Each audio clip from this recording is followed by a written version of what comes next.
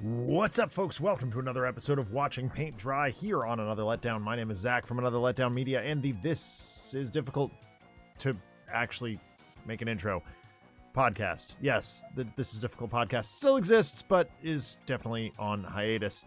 I don't know why I'm talking about that. This is the show where I hang out at the end of a long week on a Saturday, long after I should have thought about going to bed and work through the ridiculous backlog of miniatures that I've accumulated that need painting.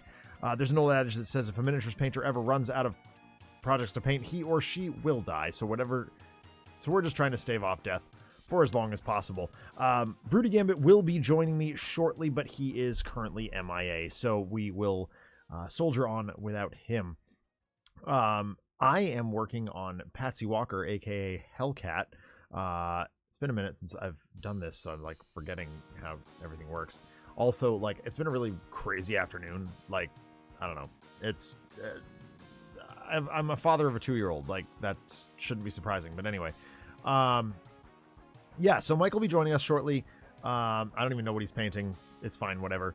But I'm working on Patsy, and she's almost done. Like, so there's a world in which I have some Chaos Dwarfs to build, and I have some other Chaos Dwarfs that need painting.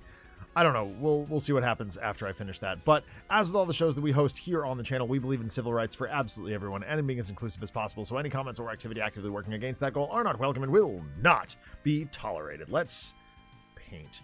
Yeah, it's been like we've been rife with technical difficulties here, so I can't even use the stream deck here. Because normally, there we go. All right, cool. Oh, I'm really small.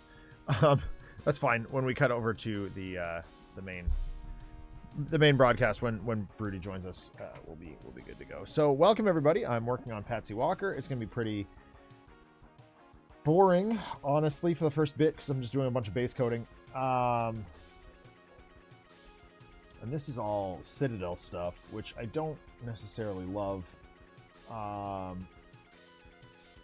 mean, I guess I could find a gray that. So rock, I always do kind of the same way with whatever it's called, Mechanica Standard Gray, which I can never find. So what I'm working on behind the scenes, I'm trying to get a drawer built. Here it is. In the bottom of my desk just to house my Citadel paints, because I don't use them very often anymore. I use most of the dropper bottles from Green Stuff World and TT Combat, but the Citadel paints do come in handy every now and again, because things like this necessitate like large area stuff. What is this? Is this the right brush? I don't even know. Yeah, sure, looks fine.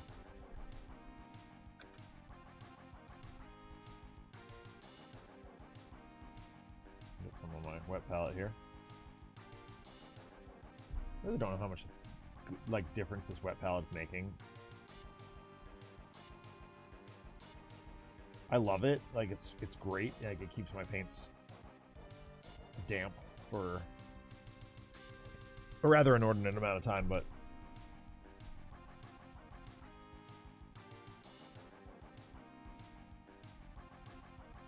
problem is I don't like if I painted a lot more during the week or like when I'm not on camera, I think it would be a lot more useful.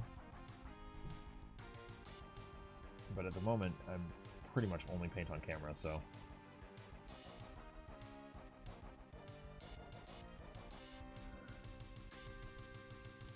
And right now, I'm just slopping a bunch of gray on this base.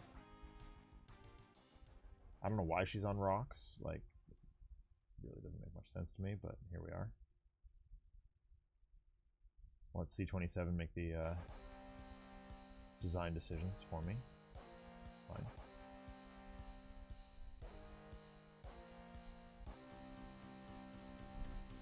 And I'll just paint by numbers.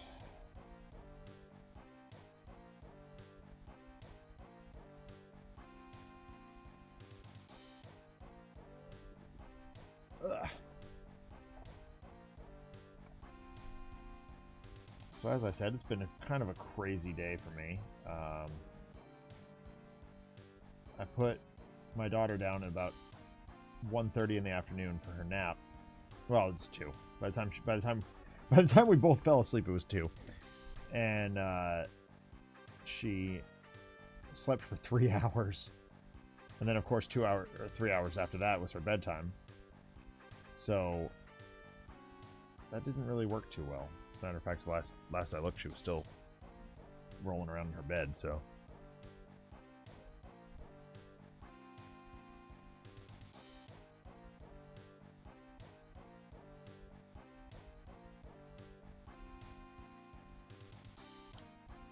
Part of the problem there was I took a nap also and didn't wake up when my alarm went off.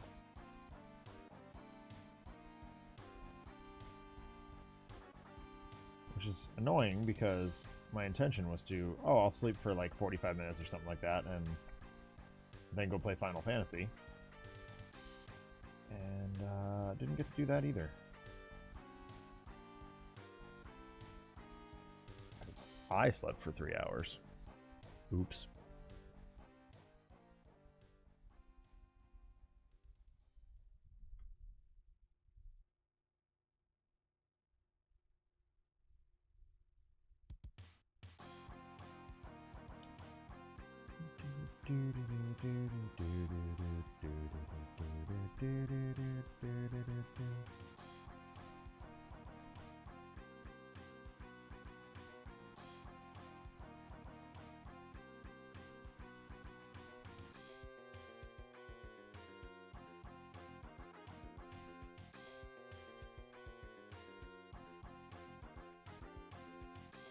Not much left to do in this mini. Really just a little. I gotta highlight the blue a little bit. Maybe pick out some detail in the yellow, but I doubt it. Oh, hey, Remote Air. Yeah, exactly. Yeah, like, I was like, I'll sleep for, a short period of time. No. Body was like, no, you're going to bed now.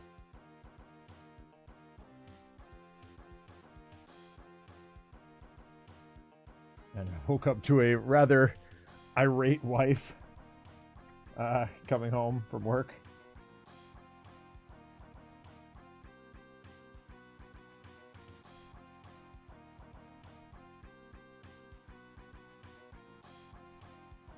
Like, it's funny too, like if I'd thought about it, when my wife, so during my nap, both my wife and my mother called me, and I should have taken that as a sign, like, maybe you should get up. But no. Body was like, you are still tired from PAX Unplugged last week. You need sleep. Speaking of, that is exactly why we did not have Arkham last night. Since most of the crew was at PAX last weekend, we were like, whoa, God. Trying to do an Arkham stream right after PAX is not going to happen. That's stupid. Don't do that. Like, I tried to kind of treat it as jet lag, and like even though I was in the same time zone, I was like, okay, maybe I can just force my body to recover by like streaming on Monday and working and everything. Turns out that doesn't work quite as well as I'd hoped. Hello. Oh, there he is. Let's do... I don't see your video yet. Hold on. There he is. And we will do that. Hi, Mike. How you doing? I'm doing good. How are you? I was just moaning about how tired I am still after Unplugged. Oh, yeah. I can understand that. Did you have a good time? It was a great time. We had absolute blast. Good. We'll get you all filled in on that in just a minute. Welcome to the show. What are you painting tonight? I'm finishing up Hera that I'd started last time. Okay, so my captions don't need to be changed. Huzzah! Yeah. So yeah, I was just saying that, like, I tried to kind of I tried to treat my PAX fatigue as, like, in the same way that I would treat jet lag. But turns out that doesn't work so well by just like diving into work and trying to stream on Monday and things like that. We were still all super burnt out yesterday for what would have been an awesome, I'm sure, Arkham stream. Like Chamali and I both were like, oh, we've got things we need to take care of, and Jacqueline's in the hospital with pneumonia. And yeah, it's like the Pax Pox hit real hard this year. So canceling was kind of a necessity, unfortunately. But we can announce that on 31 January, we have an awesome special guest joining us for Trapped in Arkham. None other than the Jason Trost from the FP franchise and other indie movies aside, will be playing the role of Agent LaGrasse, which is a custom investigator that I'm working on. I will certainly reach out to Richard and see if he can point me in the right direction on that. But J-Tro has a movie called The Waves of Madness, and the character he plays in that movie is called Agent LaGrasse. So I thought I'd make him into an Arkham investigator and have J-Tro play with us. That sounds fun. Yeah, it's going to be a good time. I need to know, actually, since you're here, is there an investigator that you would like to play during that? Not in particular. Okay. I'm up for whoever is available. That's what I figured. You and Chamali are pretty adaptable. Like, Sammy and I and Jacqueline, like, and even Greg to some extent, like, we have our preferred investigators. But like we can play pretty much whatever. Jacqueline was very butthurt the other day. We were playing second edition actually live at the table. Like we actually got to play Trapped in Arkham in person, Nice. Which was super dope. But her Diana Stanley, her redeemed cultist, is not in the base game, and all we had was the base game because that's all Greg brought, or I maybe may even be all he has. And so yeah, Jacqueline was a little put out by that, but we still won. We vanquished Yig at the last minute, thanks to some heroics from yours Turley. Yep, Turley. And it was a good. Well, that's game. good. It's always nice when you manage to stave off insanity. Yeah. And the end of the world. I was shocked, honestly, that I didn't end up in the loony bin like several times. Actually, the big shocker was Alex's friend Megan, who had never played before, managed as Joe Diamond managed to hold off like 2 level 3s and a level 2 for 2 turns. Impressive. Without dying. Like she just could not roll to seal the gate. She had the requisite tokens and everything, and just could not close it out. And she somehow went toe-to-toe with them for 2 rounds, ducking them every time. That's exciting. Yeah, so I immediately nominated her for God of Arkham. Mm-hmm. And Chamali's friend, Batman Chris... RPD says, yes, now is definitely the time to talk about the Arkham game you recently played. Hey, man. I can't control when the 2-year-old just like completely throws plans out the window. Yes, as Joe Diamond should. Joe Diamond, murderer. But yeah, it was a really good game. I was sorry. I was just about to say I just finished a Scarlet Keys campaign. Oh yeah, how'd that go? I played Joe Diamond and got my ass handed to me. Oh no! I was like, I thought that thematically he would be really good. Yep. Turns out mechanically he is really like that campaign is like hard set against you. Oof. So we played the casino mini scenario while we were at PAX. Oh, and Folly? Yeah. That one was we only played the first half, unfortunately. We did not have time. So you were like prepping the heist, but didn't yeah, get to do the heist? We thought we would have time to do the whole thing, and turns out we did not. Because we didn't expect. So it's been years since GTG FRG has asked us to help with Teardown. Mm-hmm. And so we figured, oh yeah, we'll be back in plenty of time. We can go play Arkham. But then they asked us to do Teardown, and we're like, well, who are we to refuse the best part of any con? Like, Teardown is genuinely my favorite part. It's the most fun. Because it's just us chilling and trying to efficiently break things down. So yeah, we'll finish it at some point. Probably, some Gen Con down the road. But like, I was playing as Alt Roland. Mm-hmm. Like, I can't remember what the name for the Alt Investigator is. Parallel, thank you. And it was super fun. Like, we had a great time. Now, I'm noticing, though, just how much that scenario is based on Ocean's 11. Like, it is 100% based on Ocean's 11. Yeah. Which I love. Like, I'm super happy about that. It's my favorite movie. And to be able to play through my favorite movie in sort of a 1920s aesthetic is really, that's speaking my language.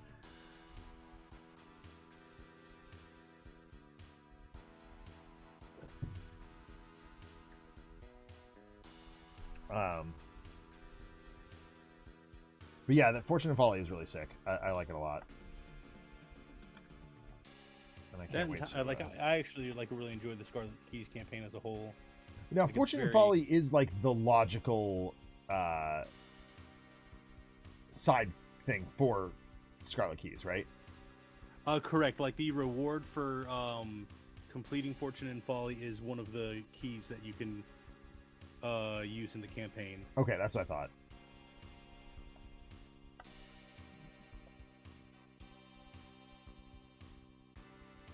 But yeah, it was a good time, and I'm glad we got to do it, and certainly playing second edition was a lot of fun too. I wish we'd been able to stream yesterday, but life finds a way. It would have been, with Jacqueline in the hospital and Greg and potentially even Chamali unavailable, it would have been just like you, me, and Alex, and I was like, okay. Also, I don't have time for this either. But 31 January, streaming with Jason. It's gonna be great. Mm-hmm. I don't know how long Jatro is gonna be able to play with it. Like, it's his noon. If we go live at 8, it's his noon. Okay. So, like, theoretically, he should be like better equipped to play than we are. Like, but we are gonna be fighting, I think, Ithaqua. That is the plan. Because straightforward.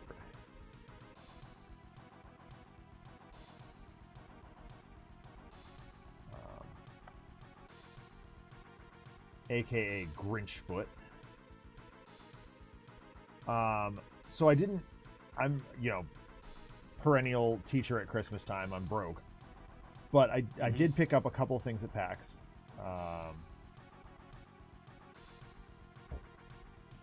I picked up the Chaos Dwarf Blood Bowl characters that were dropped recently. Mm-hmm. That are very cool. And honestly, like, if I finish Patsy here, that might be what I do next, is just build those characters, because they're multi-part resin models, and we'll see how they go together. But I was very excited to find those Forge World pieces, because they are not readily available here in the States. I did find a vendor selling some, like, archive Old Hammer stuff. Mm-hmm. But his prices were a little strange. The thing about PAX Unplugged is, like, you're not getting any of the new hotness there. It's so close to Christmas time that or to the holidays, that all the that all of the vendors are like, okay, we're just pushing whatever we have out.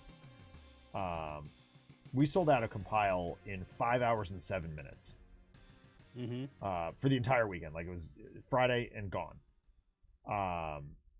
Which is kind of indicative of the whole show. It's like everybody's just trying to capitalize on sales for the end of the fiscal year. Yep. So It's a strange show in that regard. RPD says, his noon, my middle of the night, according to the clock, and my brunch time, probably according to my sleep schedule.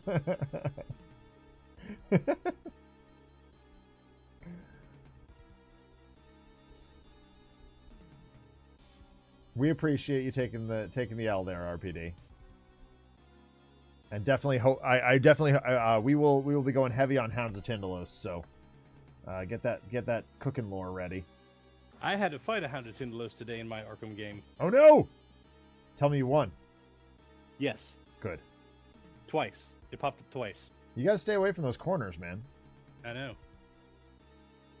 We had one in our game the other day too, and for the life of her, Megan could not figure out why it kept going to interior locations. And we're like, dude, Hound of Tindalos.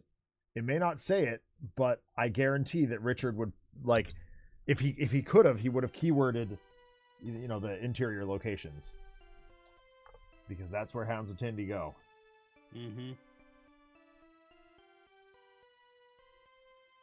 It does occur to me, like, having played that game so gosh darn many times, like, just how much Fantasy Flight had the opportunity. I won't say they did intervene, but, like, the studio interference potential in second edition is out of control. Mm-hmm. Richard told us some pretty strong stories about things that Fantasy Flight changed that he was not thrilled with. Even going so far as to retcon one of our cards. Or unretcon, I should say. He told you what it should have been? Yes. And he even wrote it down and signed it.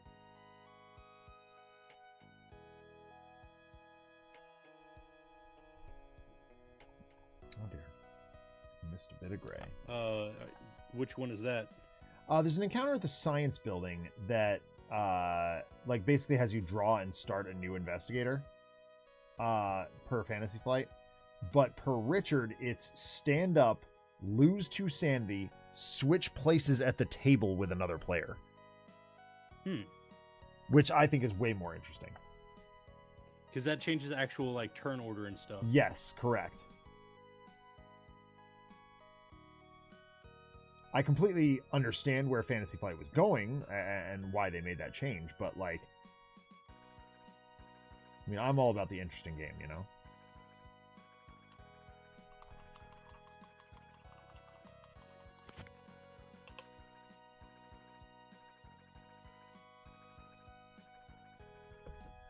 I mean, brunch in my sleep schedule is I woke up no more than a handful of hours before showtime. Yeah.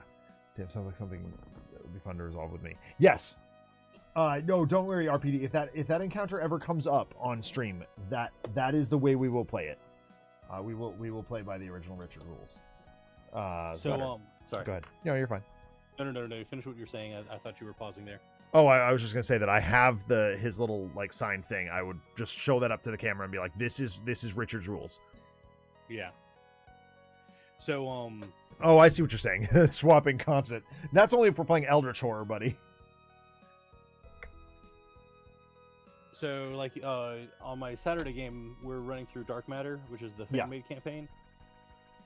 And in this scenario, we had the Hound of Tindalos come up, and, like, they did a very, very interesting mechanic as opposed to how they've showed up previously in the card game. Yeah. Where when you draw them, you don't you put it into play next to the agenda deck. Okay. And it is not in any one player's threat area, and it is not at any specific location. However, if you have an odd number of cards in your hand, it is engaged with you. Oh, Jesus Christmas. Yeah. I hate that so much.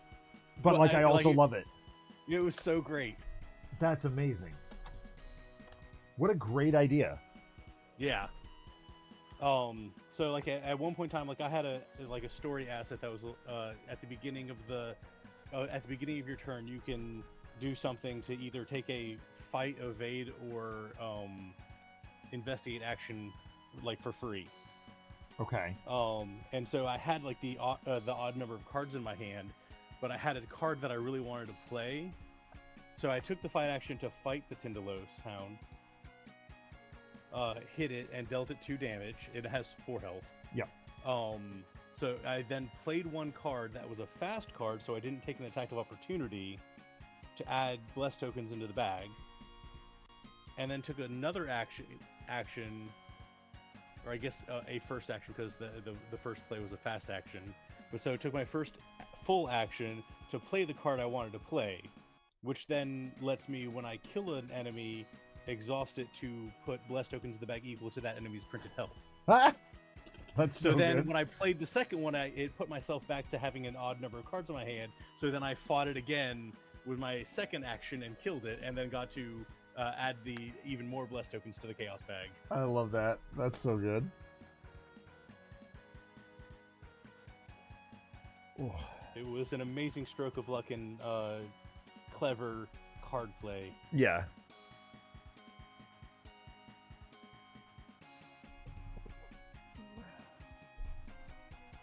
But no, yeah, it was a lot of fun. We did find a new game that I really want in the classroom called Things in Rings. It's a Venn diagram game. Okay. Which is really dope, and it's all like Dr. Seuss themed. Okay. And I did come home with a copy of Spotlight, which is a Flat River Group game, kind of loosely based on like highlights for children, sort of search and find situation, which is dope. Like there was a lot of cool stuff, but like mostly it was all about hanging out with people that I care about. You know, we got to see Nolan Nasser from N3 Art. He did all the art for Compile and Spirit Island and stuff. Yeah,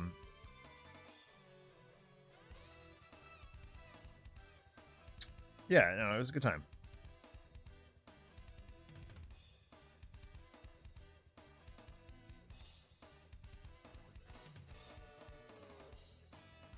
Well, I'm glad you had a good time. Yeah.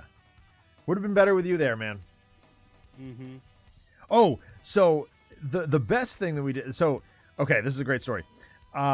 We were walking through downtown Philly on our way back to our hotel. We're like... It was the first night. I think it was the Thursday night. We had no idea what we were going to do with ourselves. Like, we were just... You know, it's before the con, so we hadn't really thought about anything. And we're like, okay, let's go find some food.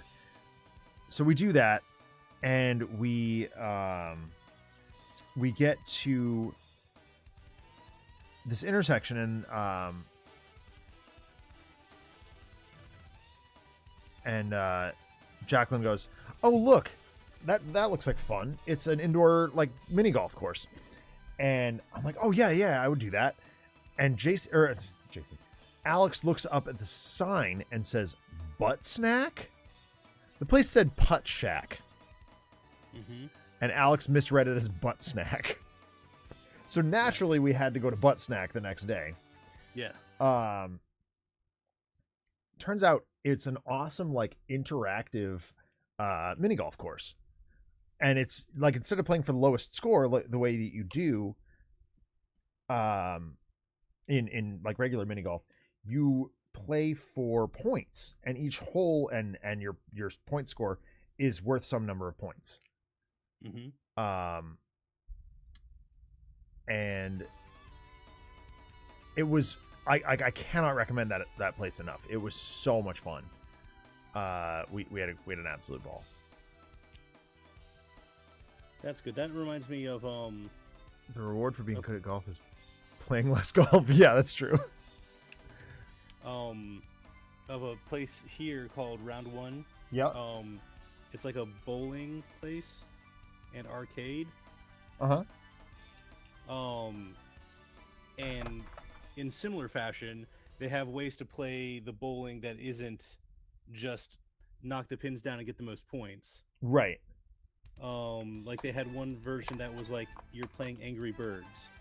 Yeah, that's the kind of thing. Yeah, that's exactly the kind of thing that we. So it's like the screen will tell you, okay, out of pins 1 through 10, like pins 3, 6, and 8 are like the pigs that, and so the goal is to at least get those 3 pins down. Yeah. And you get points based on like hitting specific pins instead of just knocking them all down. Yeah. Yeah, that's exactly the kind of stuff that we were seeing there. Welcome, by the way, Wrath BB1. Welcome to the show. We always ask new recruits who their favorite Batman villain is, and why is it the Riddler? Welcome, welcome, welcome. Good to have you on board. We do all kinds of stuff on this channel. We do, obviously, miniatures painting, but also I stream video games a couple times a week, if I can. And we do tabletop simulator board games from time to time as well.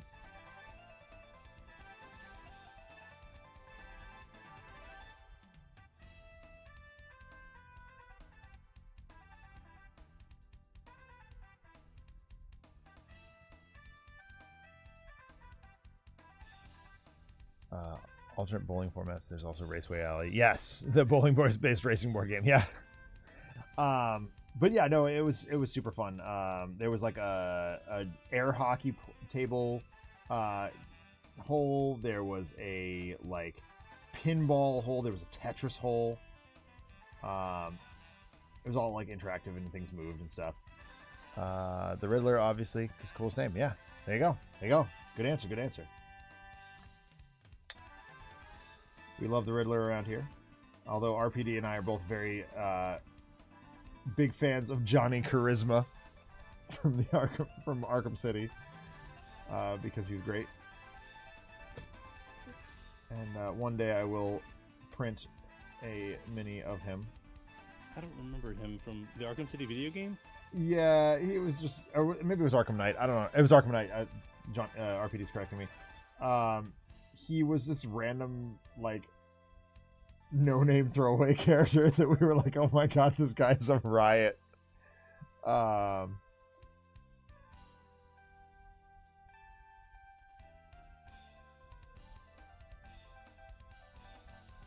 And definitely has no reason, like has absolutely no reason that so he's there to create a nuisance basically.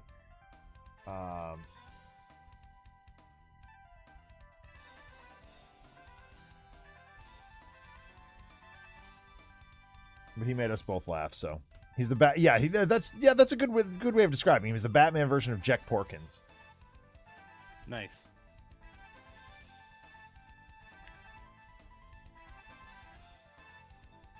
Or another very Johnny Charisma type character is that guy. His name might even be Johnny. He's in Final Fantasy VII Remake and Rebirth. He's like hopelessly in love with Tifa. Mm-hmm. And he's just like he's constantly in your way, but every once in a while he deems it worthy to help you out.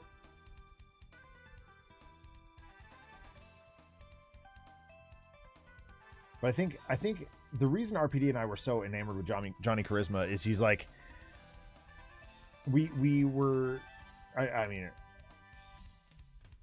he just embodies like he's giving The Room, but as a Joker adjacent villain, giving strong Tommy Wiseau energy. Mm-hmm.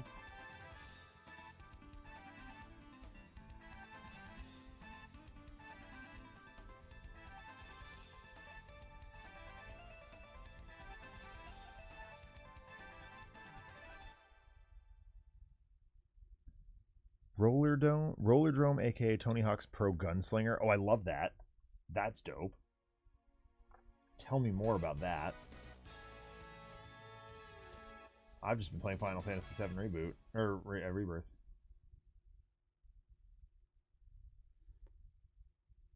For video games, I've been playing Destiny 2 recently. Oh, I'm so sorry. Mm-hmm.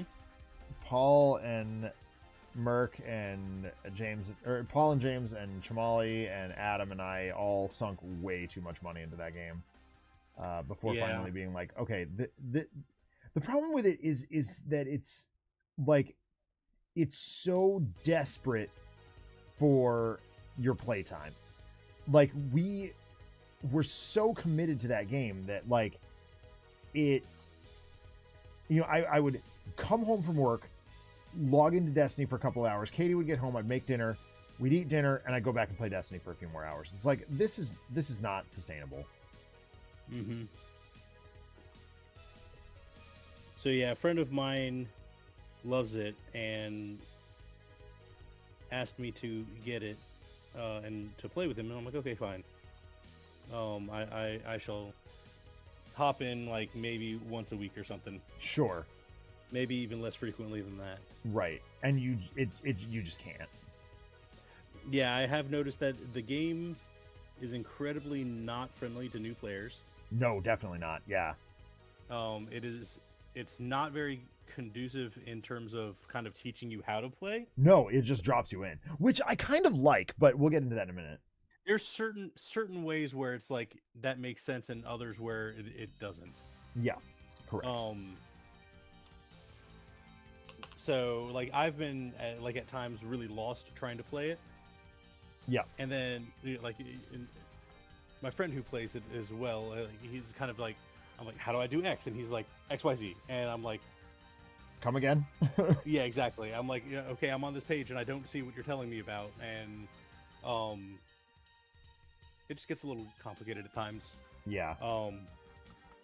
And then it's like I'm trying to like accomplish a mission and it'd be like, okay, you need to kill X amount of this enemy. I'm like, I don't know what type of enemy that is or where to find said enemy, right, or any of that. So like I eventually ask and I get told go to this place, and it's like, so I go to that place, and then I get matchmaking with like some randoms added in it, and I'm like, blueberries, we call them. I haven't like done this mission before or know where I'm going or anything, so I'm trying to like find waypoints and stuff, and they're just like zooming on past, blowing up everything, right with like really massively power build combos and stuff, and I'm just like, well, I'm not completing my mission to kill things because they're doing it for me. Yeah, that's kind of the hey, blank. Yeah, we'll do kombucha time. It's a peach paradise tonight. Yeah, that's kind of the experience we were having too, and like we were playing every single night. Like it wasn't even. I figured I'd hop in, play with Paul and Adam for a bit, and then call it good. No, it's a commitment, and you end up playing with blueberries so often. It's like, okay, this is blueberries. Is that the term for the randos? Okay, because their text is blue. And like finally we were like, okay, we're trying to host a gaming podcast. Like we can't be just playing exclusively Destiny forever. Yeah. So we were like, all right, well, see you, Destiny. And that's when Helldivers showed up, and we were like, okay, this is much better, because live service games are problematic in that way. Like they're just like, okay, you buy the DLC, you buy the main game, you buy this, that, you buy that, and then but that's all you're spending your gaming budget and your entire gaming allotment on. You don't get to experience any of the other like indie games that, like lately Adam and I have been like, okay, indie games are just way more interesting and way more fun. So I've been, and like Paul got back into the samurai games and he's been happier, and it's like, okay, maybe this is telling us something. Like it's time to leave Destiny behind and just acknowledge that, yep, it was fun, we enjoyed it, but this isn't where we're at societally. And I mean that as like as a gaming crew. And Helldivers has been wonderful for that. Like we arranged the other day to watch the Game Awards and play Helldivers together for the first time in a while. Like, Paul and Merc have played a little bit, Chamali and I played a little bit here and there, but we were like, no, you know what? Let's sit down and like we're gonna play Helldivers again. And we were just bashing bugs, crushing it, and the Game Awards was like, hey, new Helldivers DLC drops right the bleep now, and we're like, oh, we're in game. Like, okay, great. So we logged out, logged back in, updated a little bit, and we were fighting Illuminate all of a sudden. Like a totally new enemy type, getting our faces caved in, and learning and growing all over again. And we're like, this is what it's all about. Like, this is why we signed on to play this game. Mm-hmm.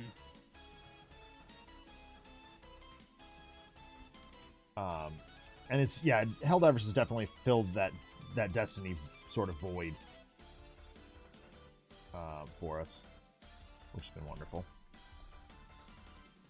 And also, like, there's another game, was it Outriders RPD that we played briefly on stream a couple times, on Paul's stream. And like, we started playing that. It was super fun. We really enjoyed it. But we were still so stuck in the throes of Destiny that we didn't really get into it. And I'd love to get back to that game at some point. It was really cool.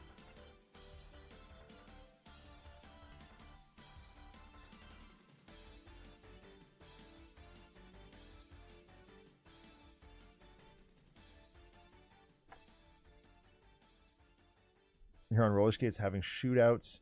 Ammo is tightly limited, and you get more by doing tricks straight out of Tony Hawk. Oh my god, I love that.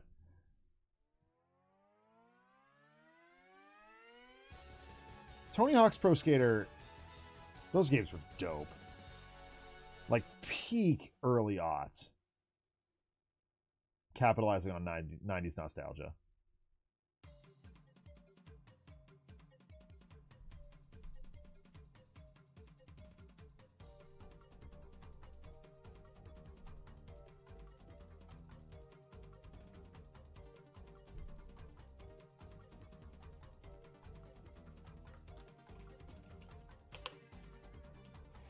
But yeah, that's been my gaming time the last couple weeks. It's just Final Fantasy. And I'm not upset about it. I'm really enjoying it.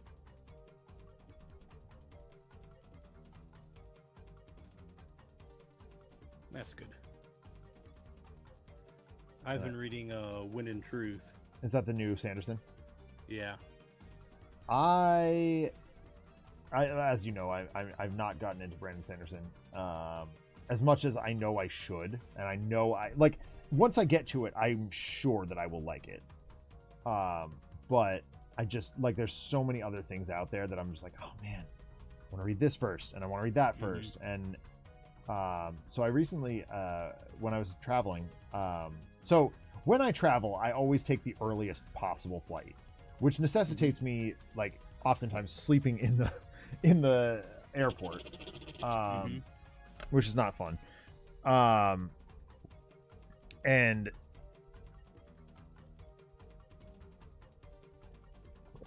after last time, I was like, okay, I know I'm not getting any sleep. I'm not going to feel comfortable enough to sleep on a bench in Boston. So I'm just going to bring a bunch of books. And initially, like my first packing job, I was like, oh, I'll just throw a bunch of comic books in my bag. And then my daughter was like, she grabbed my book off the book that I'd been reading off the table. And I was like, maybe I don't bring the comic books. Maybe I bring like a novel instead, or a couple of novels. So I ended up bringing a book called We Solve Murders by Richard Osman, which is wonderful. It's a great book. And I read the whole thing sitting on there on the bench. And then I also read a book that is coming up. It's not out yet. In fact, we don't even have a publisher for it yet. It is called Outside by my friend Ben Ludwig. Terrific writer. It's a YA book. But I read the whole thing cover to cover. It was an absolute weepy mess at the end. And I can't wait for that book to go wide. I can't wait for you guys all to read that book because it is so good. And I will send as many copies to as many people as I possibly can. I gave my copy to Christopher, or I loaned my copy to Christopher, I should say, because I know he will appreciate it. It's about a kid who, and I'll get to that in a second, RPD. It's about a kid who basically shuts down a school shooter. And deals with the trauma of that through like a wilderness deep immersion like survival thing camp. And I was like, oh my god, this is so much fun and I love it. And I don't want to like it's a big mystery like thing, so I don't want to give too much away. But it's really really well written, and I'm not just saying that because Ben is one of my good friends. It's really just a good book. Other than Rollerdrome, I've also been playing Ni no Kunai, an action RPG with creature collecting and Ghibli assisted design. That's cool. I never got into Studio Ghibli. As much as I know, I like it's high quality and whatnot.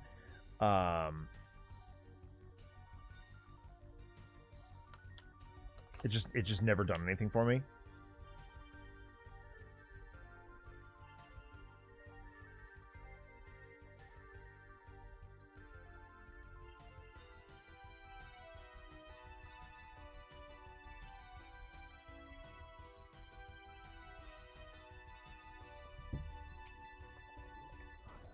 All right, what am I doing here? I need my reference. 18. Yeah. Okay, that's what I want. Let's go with this one. Oh dear. Dropping paints on the table, that's what I'm doing.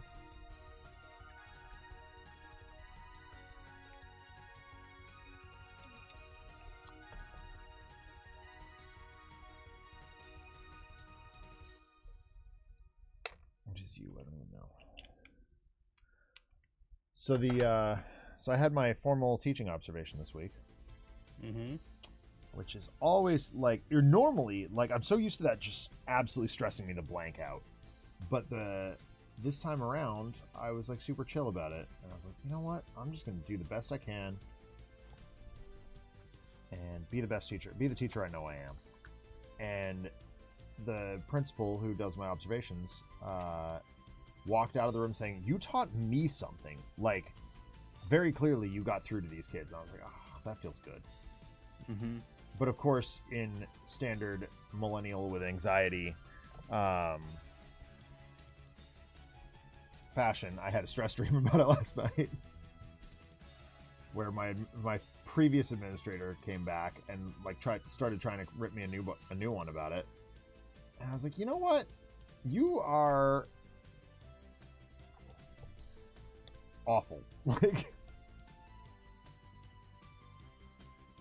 why are you haunting me still?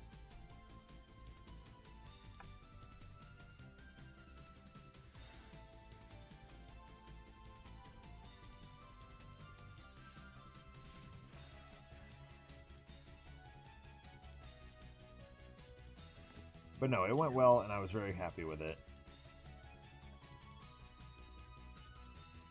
And the kids were so good about it.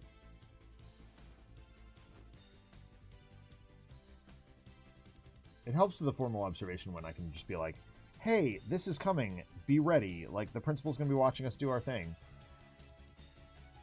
And it just immediately preps the kids for like, okay, we're in performance mode. Like, yeah, we're learning, we're doing our thing, but like, we got to do performance too.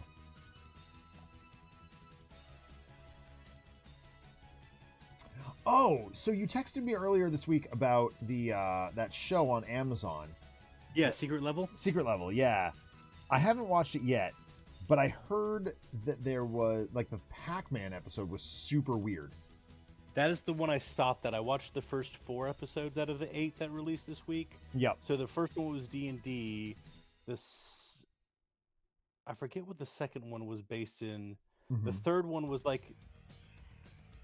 Unreal Tournament or something. Oh, nice.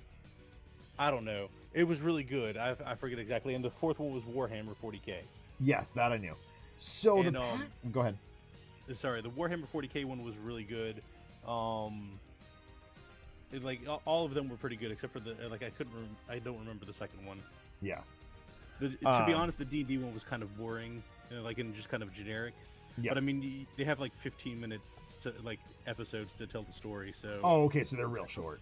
Yeah, they're real short, and. Well, so so I guess like the buzz online was like whoa, that Pac-Man one was really weird. Turns out, get ready for this, at the Game Awards they announced a Pac-Man Metroidvania. Okay. I am so excited about it. It looks very similar to Ghost Song, or Hollow Knight. And I'm like, oh my god, this looks dope. It's called Shadow Labyrinth.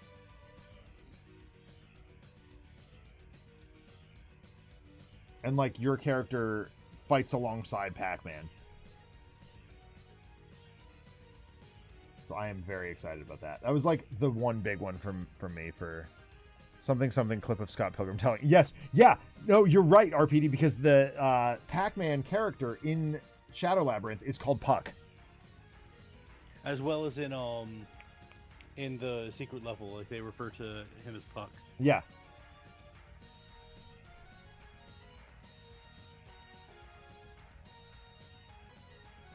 So I'm like buzzing for that game.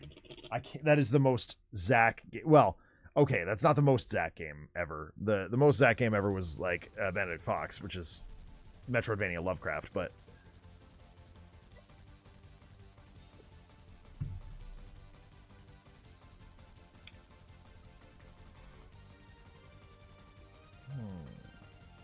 no, I'm just gonna keep it as is.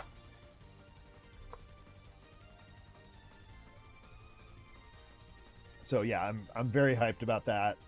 Like it's kind of the only game that I was really excited for after the Game Awards. Like, I'm excited to see Paul play Onimusha.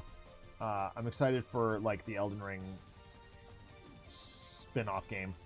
And the thing from Naughty Dog looks kind of cool, but I'm like, I don't know if/when I'm gonna play that. But yeah, Shadow Labyrinth looks really, really good.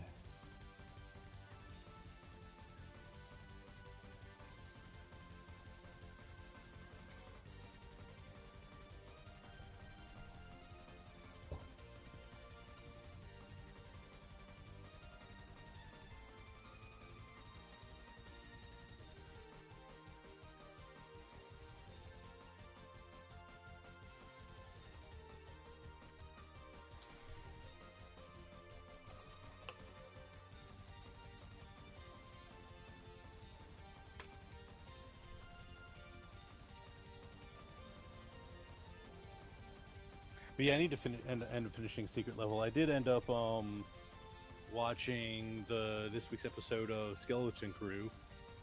Yeah, how's that? Oh, it's really good. I'm enjoying it a lot so far. Good. I don't know if/when I will watch that one. Yeah, it's definitely worth checking into. It's very enjoyable. It's back to a more just like whimsical, fun type adventure type story.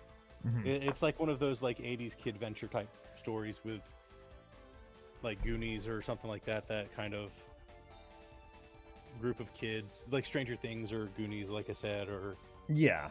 So far, I think like my only real complaint is that it's kind of a lot of the writing is derivative at times. Mm-hmm. It's like the droid first mate of the pirate ship is SM-33, like Smee. And I'm like, oh god, you guys work for Disney.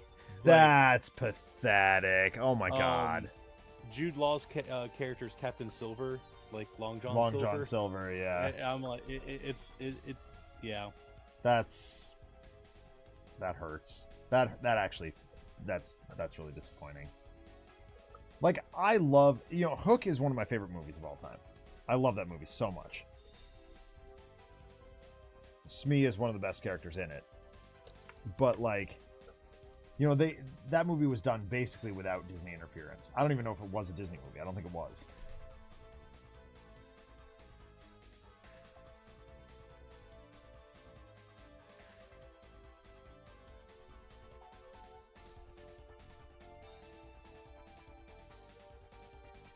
But no, I'm certainly interested in Skeleton Crew. I will see if I can find time to watch it at some point. The schedule for the holiday special panel shows just dropped last week, so I'm looking forward to Would I Lie to You at Christmas, or Taskmaster New Year's Treat, things like that.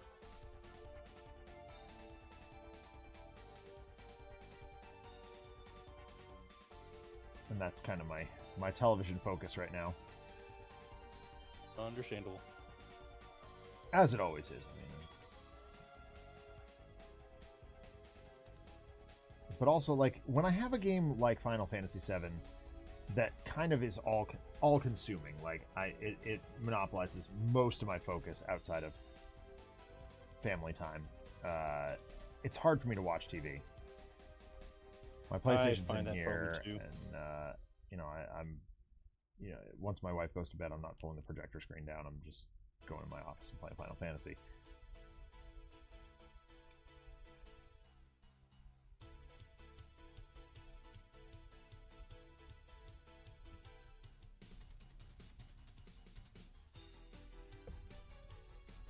So, yeah.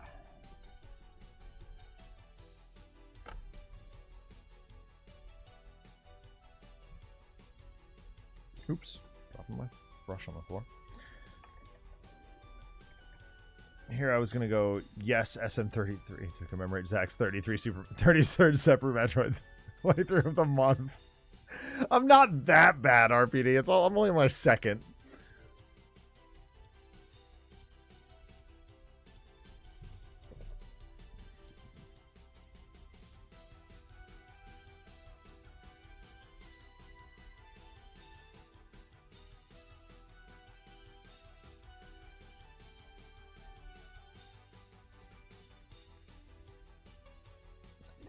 Third, I guess. Yeah, it's third. Oh my god, third. Damn it. Her gun. True. Is so incredibly detailed. It's frustrating. Yeah, Hera has a really specific gun, doesn't she? Mm-hmm. I mean, it's not quite Han Solo specific, but it's close. Yeah. And it looks like it's not got iconic. Gold on the side. It looks like it has a wood stock, or wood grip, I should say. Yeah, I believe that's correct. And like, yeah, and it's like those details are on the figure. I'm like, crap, I'm gonna have to actually do all this. Damn it. That sucks. Oh, I got to look at the Tarrasque that Russ commissioned me to do. Oh, nice. It's beautiful. I'm so excited to do this model. I was about to say, I actually got it commissioned and just finished something earlier this week as well for a board game. Yeah. It was a sci-fi game. Where is it? Right here. Back. Oh, interesting. So I did those 4 characters. Nice. They're actually sitting right here. I need to put them away.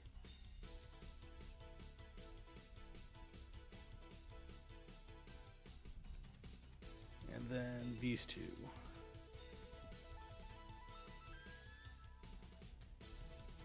But I ended up working on them Tuesday. I didn't really have anything to do, so I was just kind of taking some time to relax. Boy, I wish I had a single day with nothing to do. But no, I told Russ that I don't think I'm going to try and paint the Tarrasque on stream. I will do some pieces of it on stream, but like not the whole thing, because that's just going to be obscene. I want to do a lot of it with rattle cans. Like, it's huge. Yeah. So I'll do a lot of taping and rattle canning. And I told him, I'm not going to get to it till next spring, most likely. But I'm kind of adjusting my commission rates, or our commission rates, I should say, because it's like I do the video game modding commissions as well. And if I say like it's a flat rate for setup for like materials costs, and then it's just hourly from there, that's a rate that I can apply to both practices. Yeah. And I think we'll ultimately make out better that way. RPD says, I'm also excited for Project Sentry and Virtua Fighter 6. Project Sentry because the RGG Studios. It's always a good time in Virtua Fighter 6 because I look forward to explaining that this was the series that actually wrote the 3D fighter and it was not Tekken. Correct. That is true.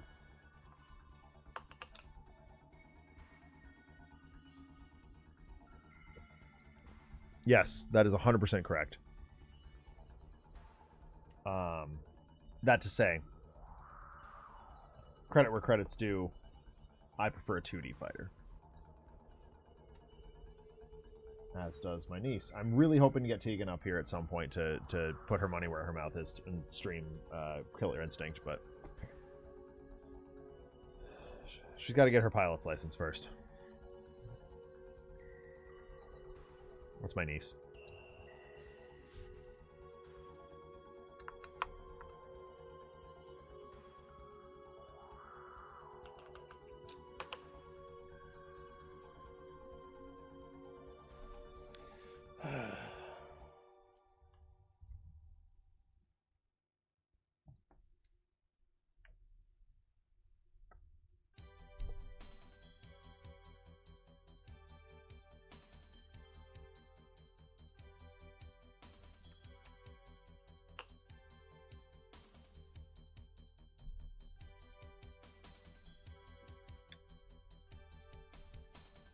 Yes.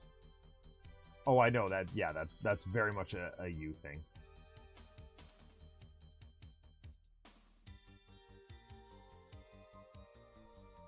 I had a buddy like that though in high school. He was like, you do that RPD, and it's not like interference or anything. It's not unbearable. Like, oh yeah, the Sifu soccer game was so cool. Paul and I were very wowed by that. We were like, what? What is this madness? Anyway, I had a buddy who used to do the well actually thing. Like, every other sentence out of his mouth was a well actually. It's like, that's unbearable. Just stop.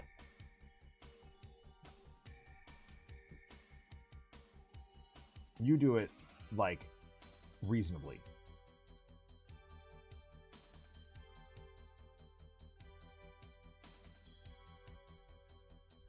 Which is absolutely to your credit.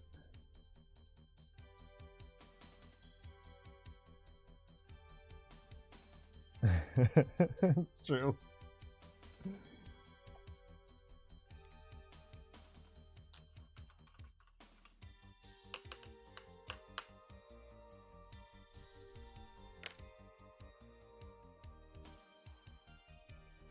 Okay, now I need to pull up a better reference photo.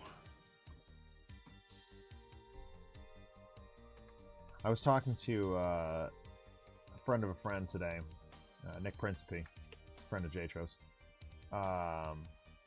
about Etrigan, and how, like, Etrigan, the first appearance of Etrigan has always been a model that I want to paint and can't find a good one to do. Like, I can't find a good sculpt of it. It makes me really sad.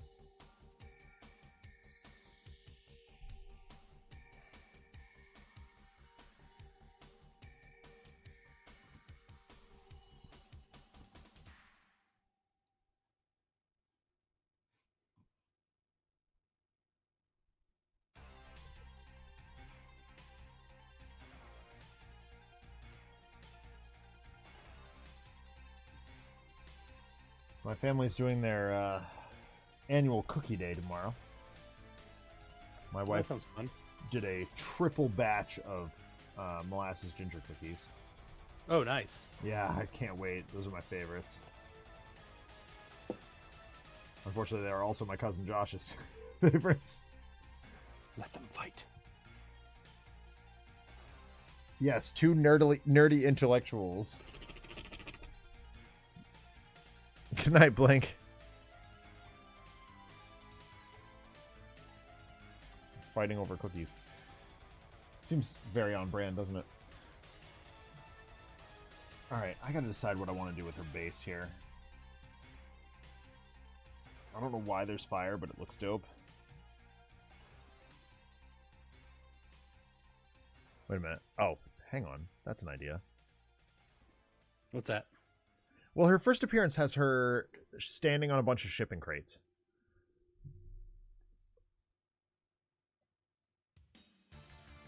I wonder if there's something there. I don't really want to freehand a bunch of shipping crate wood, though. It seems terrible.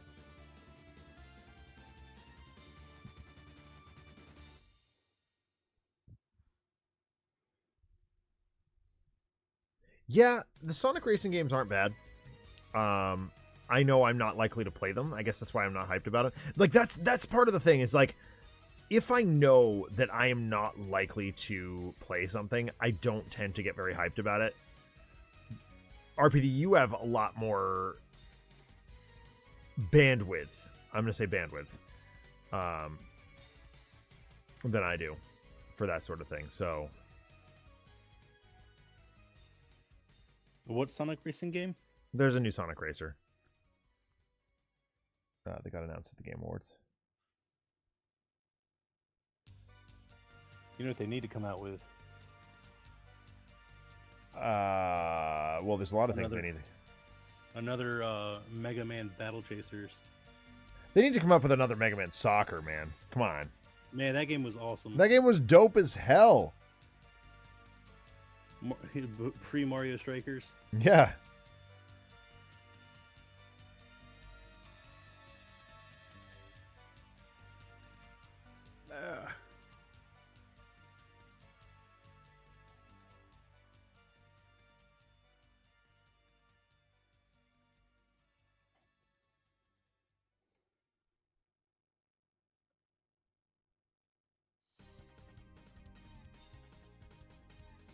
I'm too much of a perfectionist for my own good.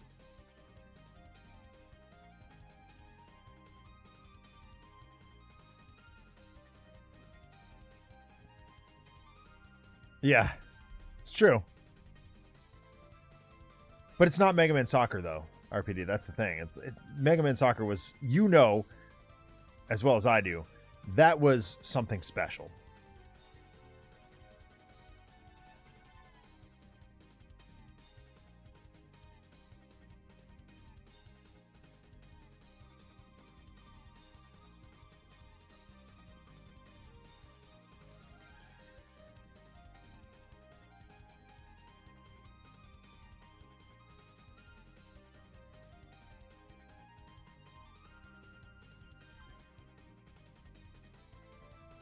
Freehanding these tattoos is a pain in the butt.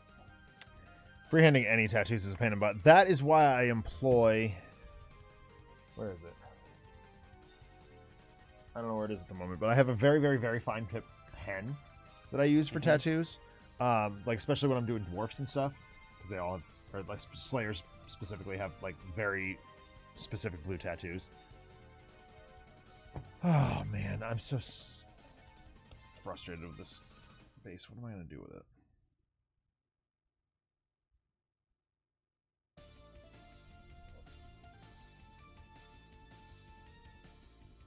Oh, tell me I rinsed that brush. Yeah, I did.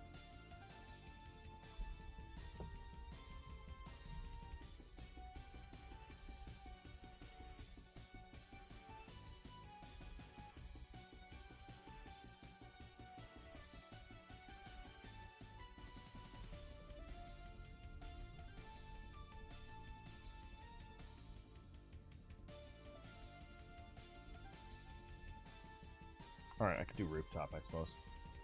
That's what we're going to do. I'm going to go just simple with it before I start breaking my own brain.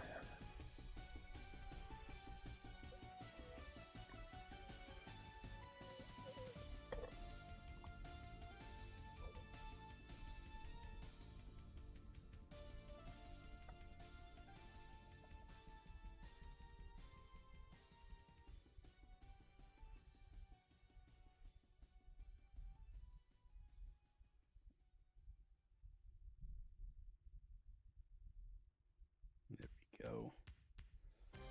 Pretty darn symmetrical also. Good. Good, good, good. I highly doubt that's going to turn up well on camera. Oh. Yeah, I can't see that also. Oh, are you talking about her head tails? Yeah. Yeah, it's pretty symmetrical.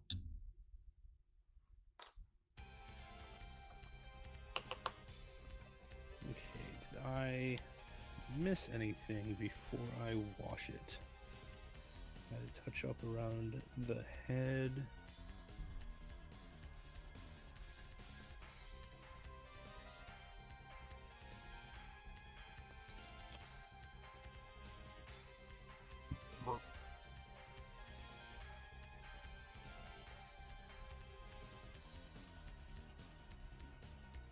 So we went to one of those like boutique cookie shops when we were in Philly, and we were very underwhelmed. Like what? Which one was it? It wasn't Crumble Cookie. It was the other one that I can't remember what it's called. But and like we got back, and Megan and I shared a like brownie sundae basically, and we were like, this is like the brownie itself is kind of hard. The ice cream is just like whatever, and then Jacqueline bought a bunch of cookies, and we were like, these are just cookies. There's nothing special about them. Why did you just pay an inordinate amount of money for them?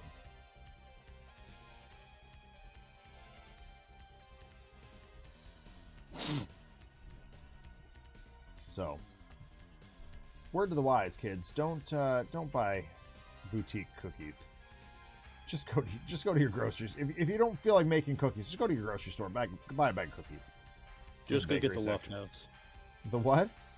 The Loft House frosted cookies. Ew, God, no. Those are so good. They are poison. Ew. They're so delicious. I hate them so bad.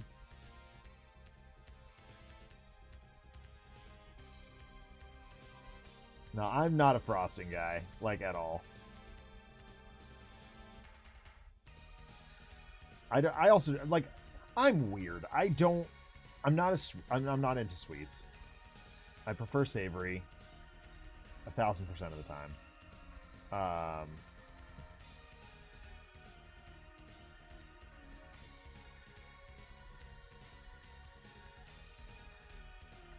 But yeah, no, it's my student found like Loft House donuts the other day though.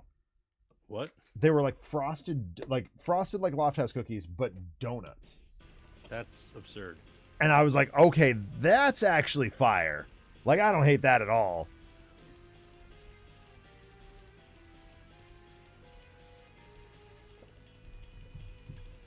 Nope, that ain't gonna work.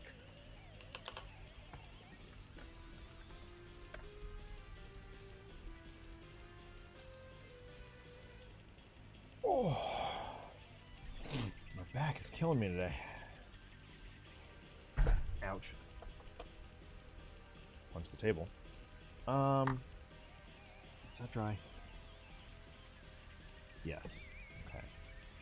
So I need Terminata Stone. Yes, there you are. The gameplay, Mega Man Soccer was a Captain Tsubasa reskin, so the gameplay at least is a traceable line of succession. Well.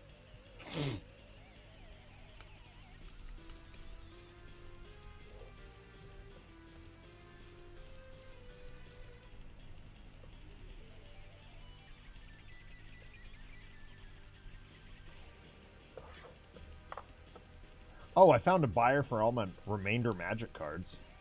Oh, that's good. Yeah. Turns out one of the local places here, if you set up an appointment, they'll like go through your collection and be like, okay, this is what this is actually worth. Mm-hmm. Like, oh, that's nice. Thank you for being kind human beings. And not just scumming me and give me bulk rate for everything. Like, most of the places around here are like, oh, we'll just give you bulk rate for everything and just get you out of here as quick as possible. No, that's not what I'm looking for. I've been drafting since the dawn of time. Like, I know I have some stuff in here that is not just bulk. I just don't know what it is. And I'm not going to sit there and go through it myself.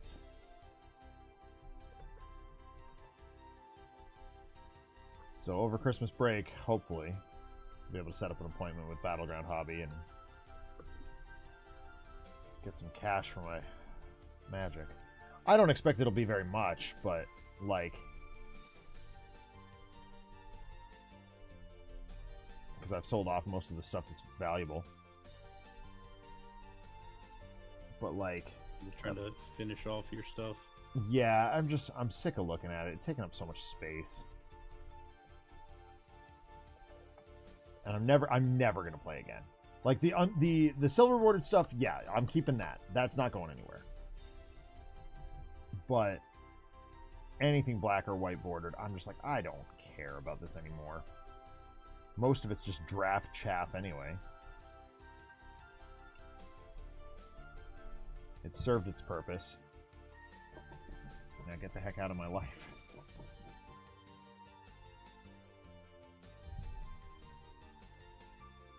Yeah, MTG Arena is great. Like, it's there's nothing wrong with it. There's nothing wrong with Magic in general. Like, it's not a problem.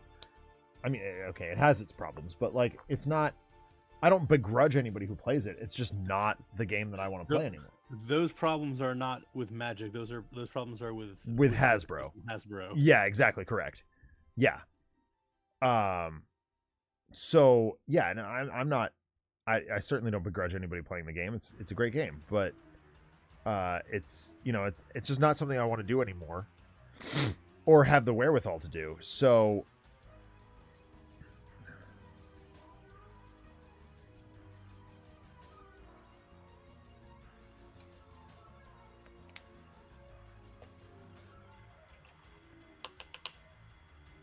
I think this turned out good.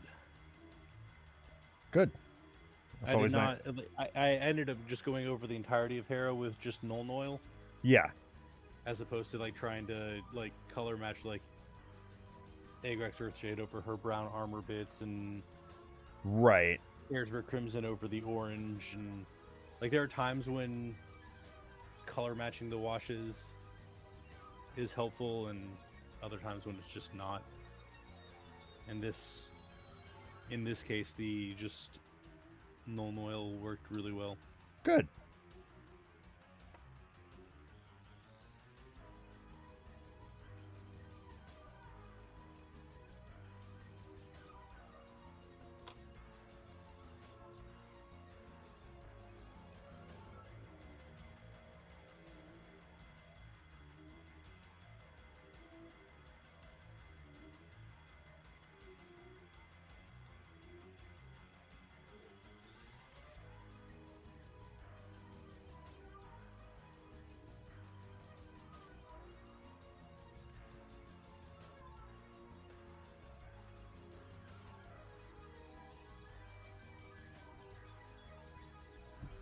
How long before Adam barges in and shouts about how he begrudges people for playing and declares it a policy he'll enforce? Don't get me started, In RPD. What? No. Adam actually does, like, hate Magic players. Like, oh. But, like, I'm sorry. I'm not. I'm never going to take it to the Adam level. I love Adam like a brother. There are some very horrible people who play there. Magic. Yes, there are. There. Like, no, I think it's maybe a higher percentage than some other games out there, but yeah. No, there's some trashy people who play Magic, and like in my demo spiel for Compile, which has a lot of Magic elements to it, I do mention that. How did that first tournament thing go? It went well. At Remote Error, we're mostly just joking, buddy. Just don't touch it. Play Magic if that's all. Yeah, no, I mean, like, I still play Silverboard Magic. Like, I always will. It's great.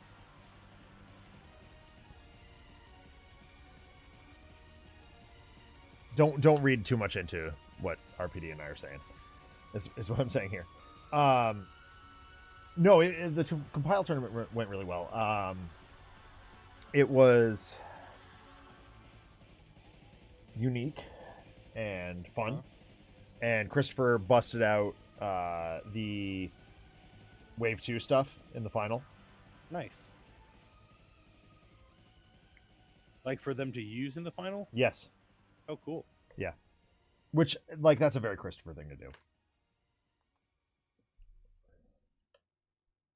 All right, let's see if I can remember how to do fire. Start with as bright in the bottom and darken your way out. Yeah, see, I do exactly the opposite of that, and I think it looks way better. Like, I'm weird. Yeah, I usually start with I usually don't do white to start with. I usually just do a bright yellow. Yeah. And then I layer on orange, leaving the, like, center bits, the yellow bit, and then do red on top of that. See, I do exactly the opposite. I paint everything red and then like work toward the inside with the brighter color. So you low light it. Yes, exactly. That's what, like, my Chaos Dwarfs are all done that way, and they look beautiful.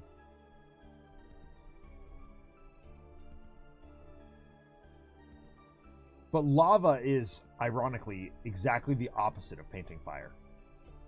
Yes. Because the brightest part is on the inside.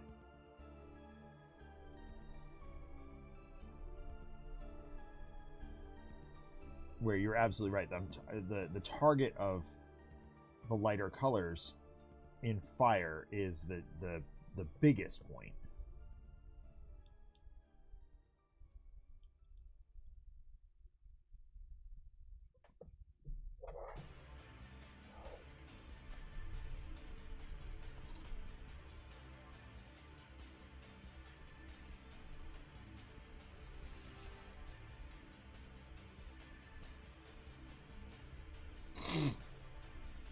Bless you.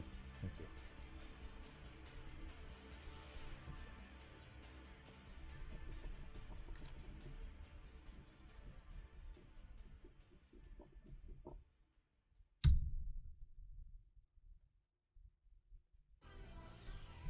Got to make the finals a proper main event show. Yeah, I mean, I just printed out the wave 2. So I'm a GTG playtester. That shouldn't be a surprise to anybody. My students and I just printed out the wave 2 stuff on Tuesday, and we were very excited to try it out. But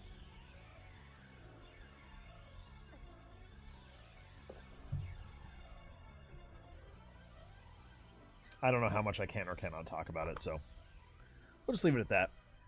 It's awesome. Looks cool.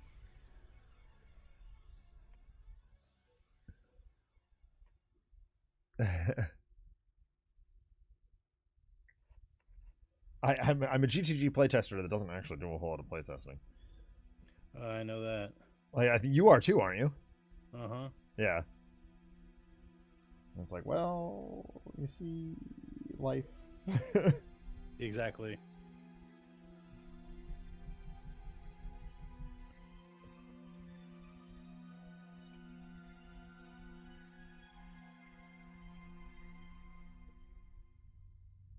Oops.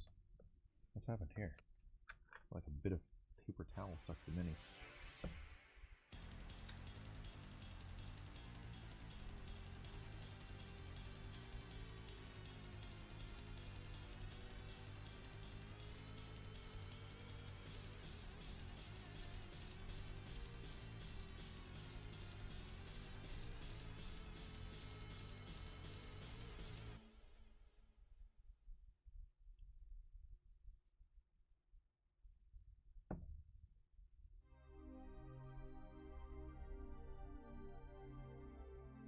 Has other species' loyalties. I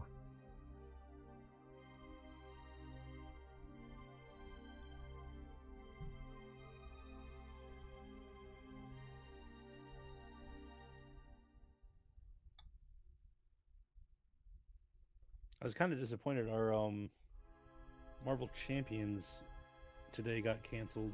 Oh, that sucks. Marvel Champions, what a great game that is. Uh-huh. Like, I know you and Shamali and I started out a bunch, and we just haven't had time to play since, but, like, God, that game is cool. Yeah, like I always describe it as kind of the like bastard love child of Arkham Horror and Sentinels of the Multiverse. 100%, yeah. And it's really good for like it's easy to set up and get started like Sentinels, and but has a little bit more depth like Arkham. Yeah, and it's easier than Sentinels to play by yourself, because you can pick up and play a solo hero versus the game because it's scaled for number of players versus having to try and like 3-hand solo or something like that. Like you would with Sentinels. So it's just a lot more versatility for me as a player. But I've been spearheading like organized play. Right. Since Fantasy Flight started with the promos for the X-Men and stuff. And this wave they didn't actually come out with anything, which was kind of disappointing. But they've been doing like these weekly challenges. Yeah. And I was excited about this one because this week's challenge was "It's Not Easy Being Green." Hulk. Yes. So the goal is to play against the risky business scenario with Green Goblin, and you had to use Gamora, Drax, Hulk, or She-Hulk as your heroes. That's awesome. And I love that. And you only could play Protection as your aspect. The green aspect. That's amazing. So that's what all of the challenges are. They usually will put in some sort of restriction or specific heroes to do something, or change how a villain plays. Like last week's was play against Ultron, but remove his standard modular encounter and replace it with the Sentinels one. Okay. And then the added difficulty comes from all drone minions gain the Sentinel trait, and all Sentinels gain the drone trait. Okay.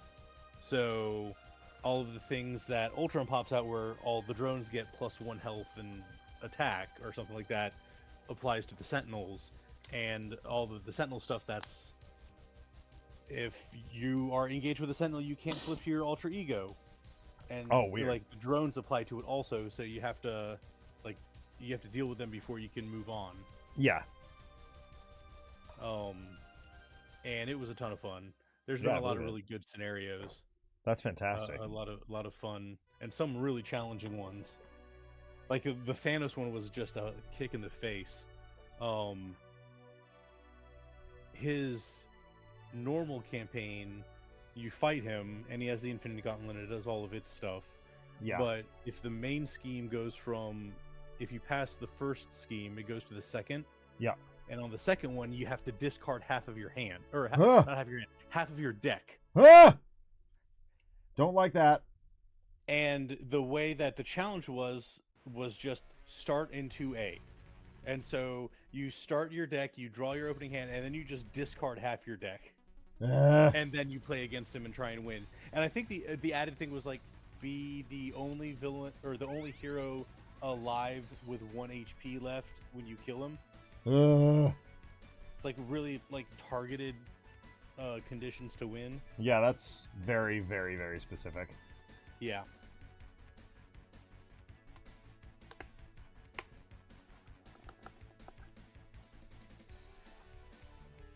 Please come off. Nice and gentle.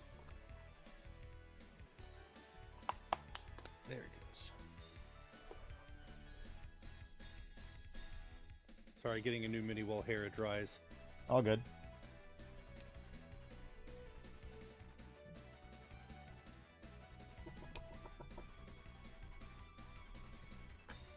Just finishing up my dry brushing here.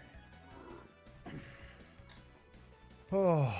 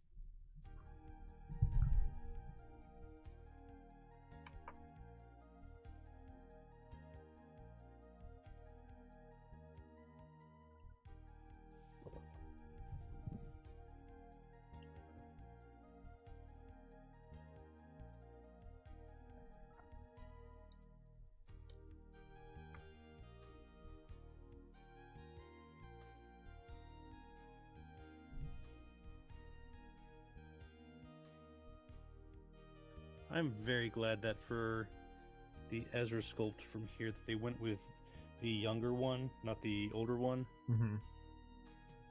You haven't seen Rebels, have you? I have not. Yeah, there was like it wasn't a time gap because everything was a year, but between season 2 and 3, they kind of aged him up. Oh, weird. So he got his like shorter hair instead of, and he like seemed to be taller, like he hit a growth spurt. Oh, that's annoying.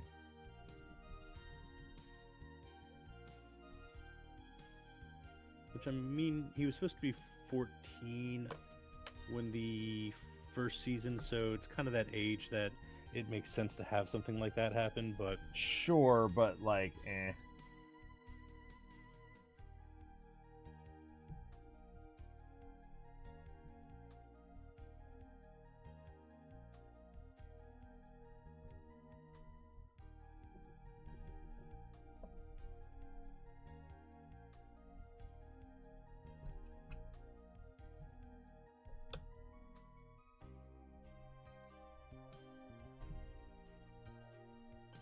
And I guess there was significant emotional development of the character at the end of season 2, that having that sort of physical appearance change to show the change in the character's maturity level was not necessarily a bad choice or anything, but... Sure, yeah.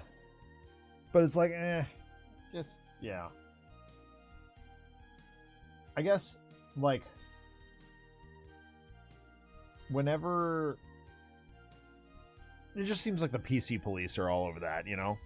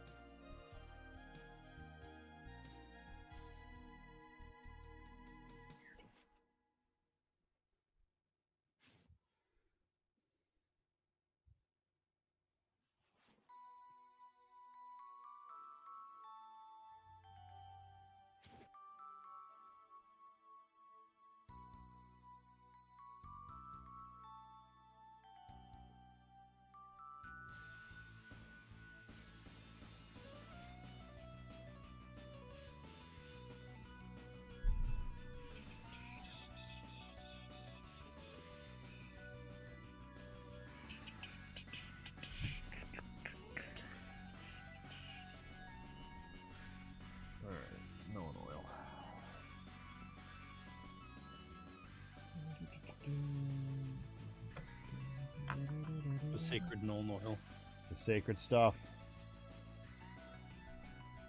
Except no substitutes, my friend.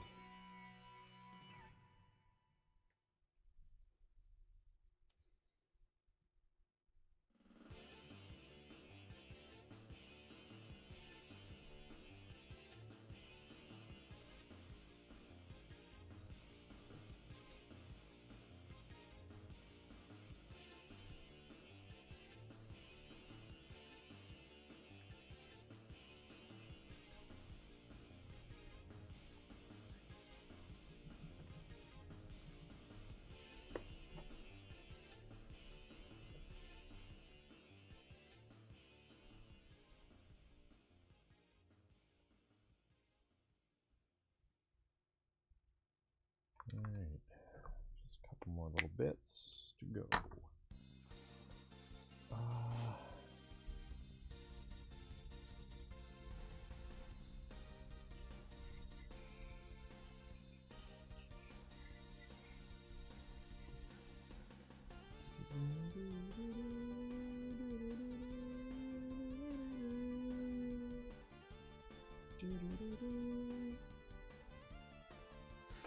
That reminds me, I need to look up something real quick. Do it. Yes, I do. Can I... I don't necessarily want to move him off the base.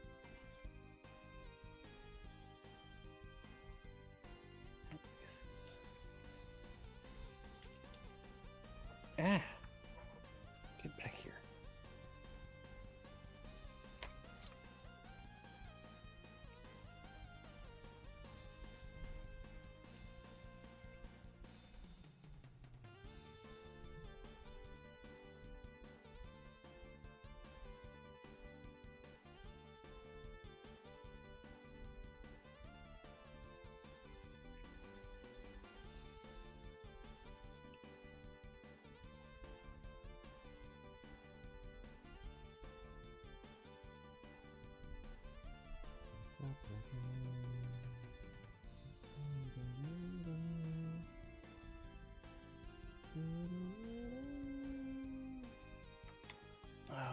Do I have? I do. And my glue's here. I'm doing it. Fall so hard.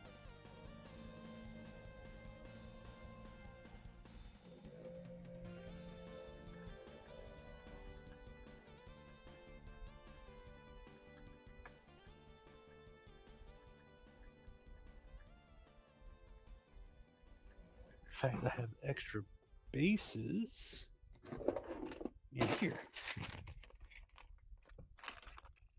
Extra bases always clutch. These are all MCP bases, though. Where are my bases?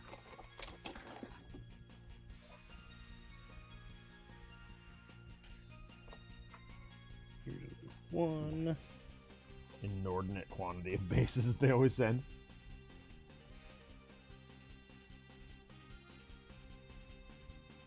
The one thing AMG gets right every single time. All of the bases. All the bases ever. Like, I bought those Blood Bowl minis, and I was like, none of these come with Blood Bowl bases. Like, this is stupid.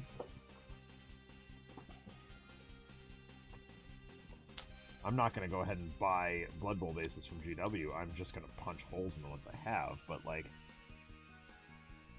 that's a huge nuisance.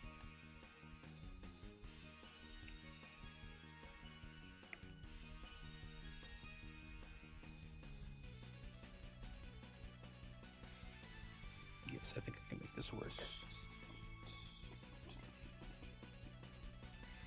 We're modding. Let's live. go. Let's go.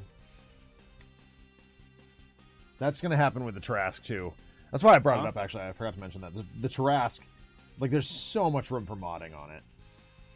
It's so big, and there's a lot of just negative space. So I'm like, I have a bunch of just, like, errant orcs and things. I'm going to go ahead and, like, make this thing eating. All kinds of orcs and whatever. My half-orc bards. Play the dead cat.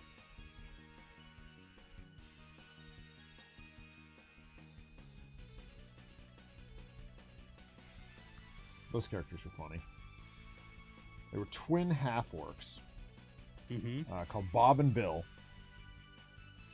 And Bob accidentally sat on a pair of bagpipes that one of his party members was carrying, a bard in his party was carrying, and it killed something. He just sat on it and it killed something, and he's like, "Oh, this is cool. I can kill things by making noise."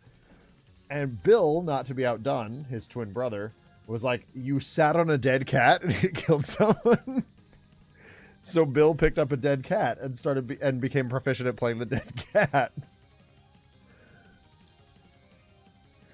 But their like signature vicious mockery was me an orc, me no dumb, me stick finger up, me bum.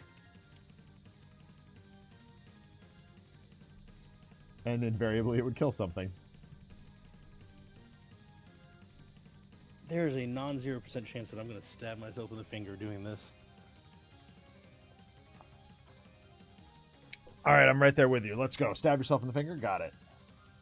I'm not on camera. There we go. Stabbing, stabbing, stabbing. Where did my We all know a character's career successes is measured by how much damage their ass can do. It's true. It's true.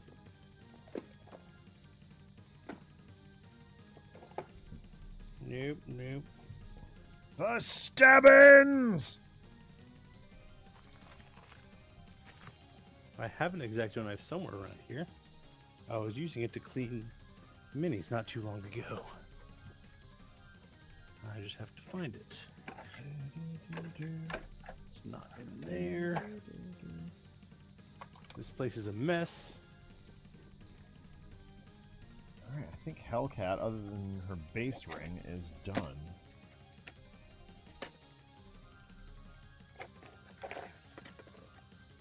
I still don't know why there's fire on her base, but here we are. I guess... I guess her base is yellow. But I could... Oh, I could use the super light yellow. I kind of like that, actually.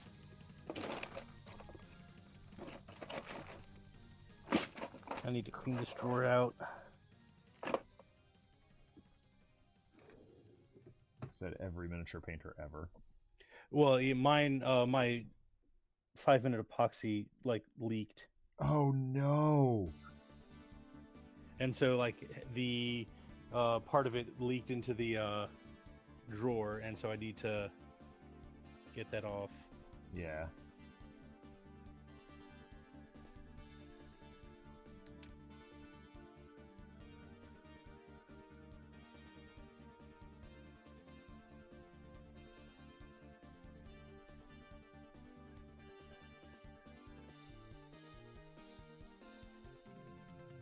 Just enough room to make this work. Yes. I love it when a plan comes together. Indeed.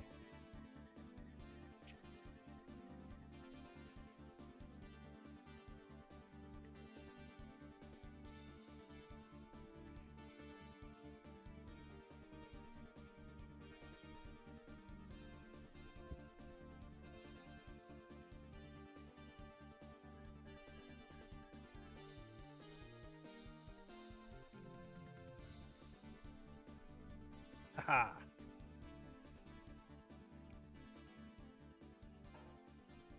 I have been successful. This was a triumph. It was. I'm making a note here. Huge success. So in the base game, there was a piece of scenery with a loft cat on it. Mm-hmm.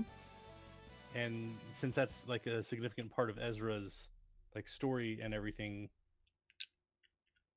there was enough room to slap that loft cat on the base Nice. with him like the way he's posed running around. That's with it. awesome. I love it.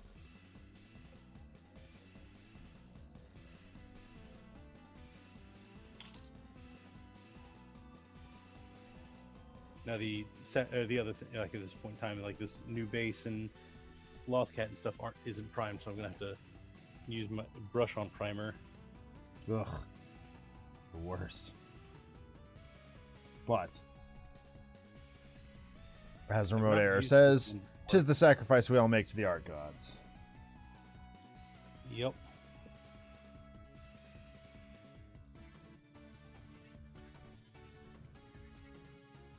It's all just this basic light gray.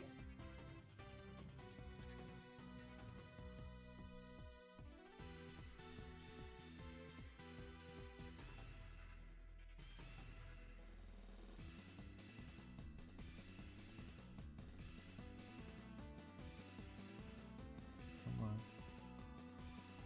Get in there.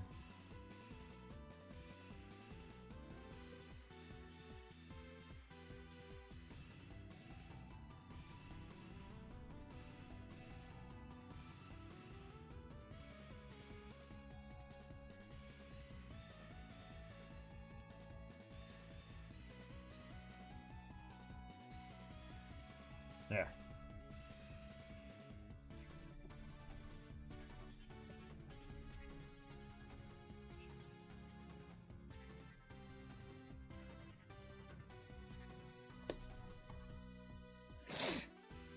Alright, I think Patsy is now where I want her.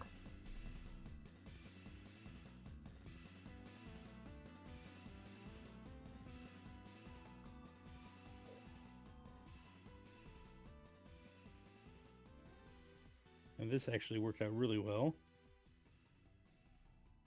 Nice. Because it being midnight, I can just finish slapping this primer on and not really get too involved in the actual paint job yet. Exactly. And save that for next week. Exactly.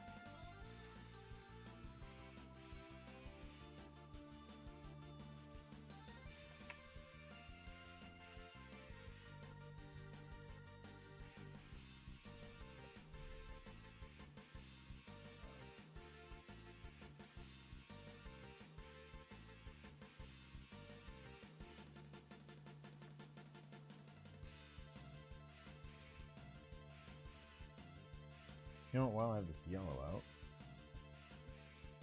I can do some hobgoblin eyes.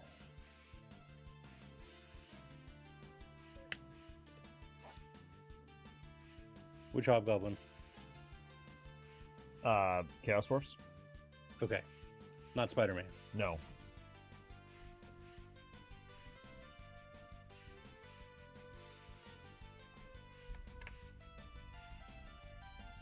Oh, God.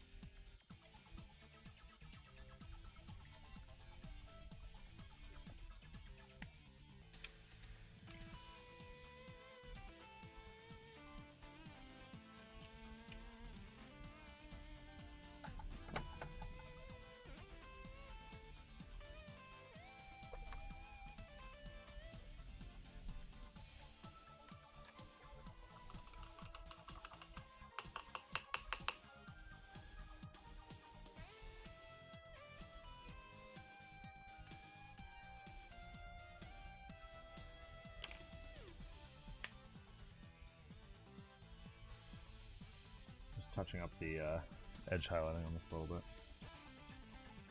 No, you're fine. Because I'm realizing that the dry brushing didn't get it completely there.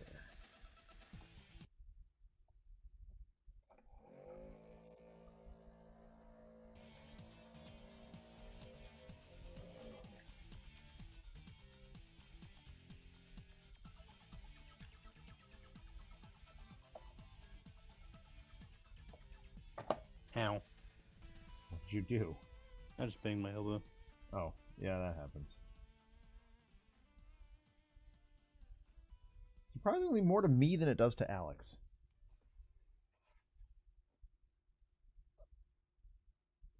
Everybody was laughing so hard the other day because, like, so we all had crazy early flights out.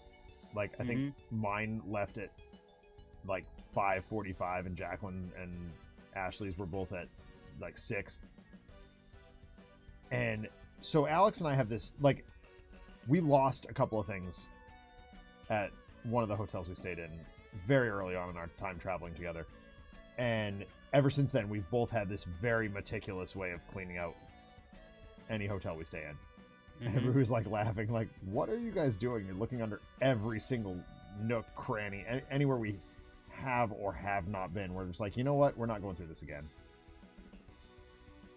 But our hotel didn't have a like, there was nothing separating the shower from the rest of the room. Like, there was no door on the bathroom. So we had to go to Target and buy, like, a shower curtain rod and a curtain. It was really odd.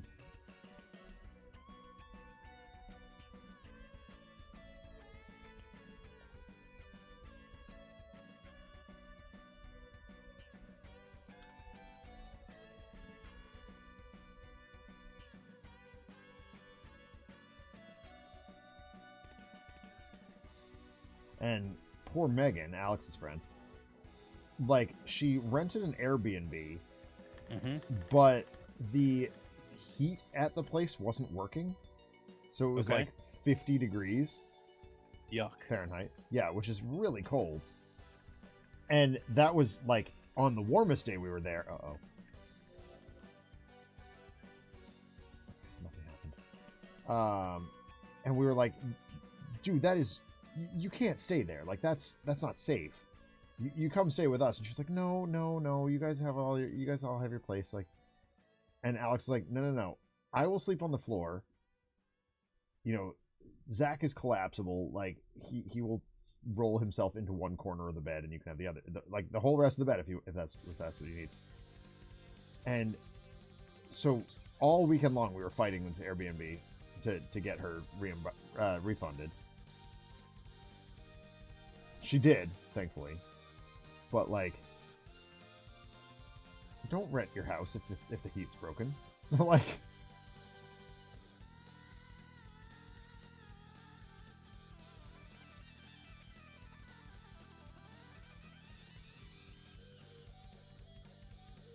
But it just catalyzed us to be like, all right, look, in the future, we're just going to rent a 2-bedroom suite. That way, like, you have room, Chamali has room, like, everybody can be together. We all have a place to stay for Unplugged. And it's going to be great. Guys' room, girls' room, send it.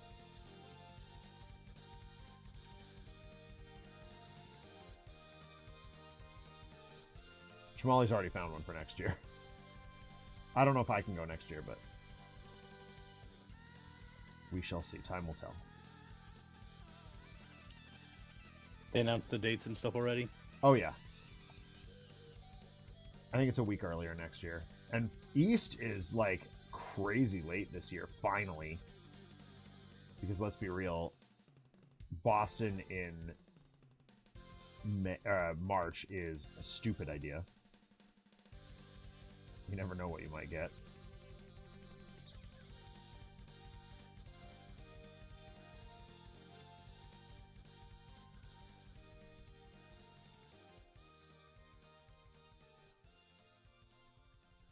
That's better.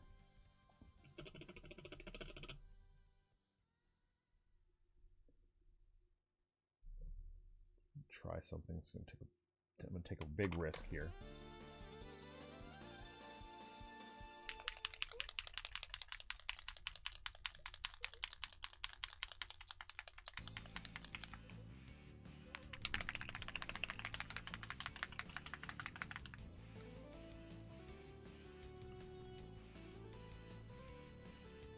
Oh. You right? Yep. Everything's fine. Just came out a little fast is all.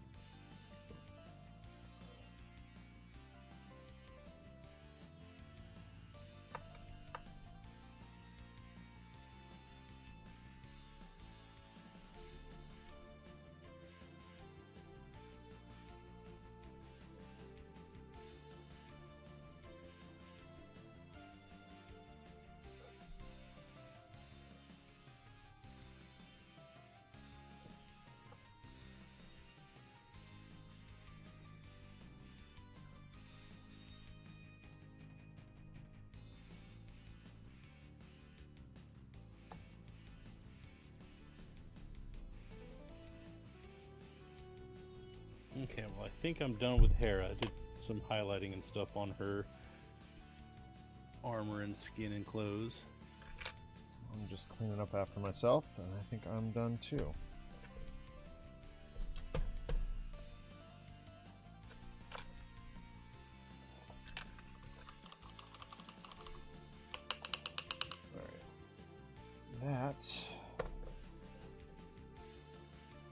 Who's Hellcat?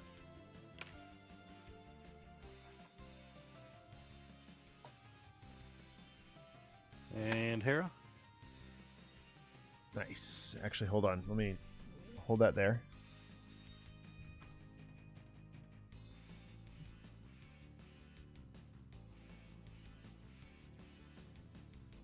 I was about to say that looks really dark. It's all right. All right. Well, that'll do it for watching paint dry tonight. Thank you all for tuning in. Thank you for hanging out. I will be back for the finale of Guacamelee 1 and the beginning of Guacamelee 2 on Monday, followed by, I think the next game on the show will be Indiana Jones, whatever the heck that game is called. Oh, I've heard that is really good. I've heard it's really good also. And we might get Alex in on commentary on that one, just because I know he's very hyped about it as well. And it's going to be a good time. So, yeah, so we'll play that, and then we'll play Space Marine 2, assuming that nothing else intervenes, because that's what's happened so far. It's just intervening game, intervening game, intervening game, intervening game. Maybe we'll have a new computer by then. Who knows? Just a good question. Anyway, so yeah, we will talk to you next week, I believe, unless Brody's working. I am working next week. Oh, you are working. Okay, so yes, we will not talk to you next week. We'll have a day off. Well, I will be quietly playing Final Fantasy VII, I'm sure. So take care, everybody. Have a great night, weekend, whatever. I will see you on Monday, and then Friday, and to be determined from there. Take care, everybody. Be safe, be well, and have a good night. Bye. See ya.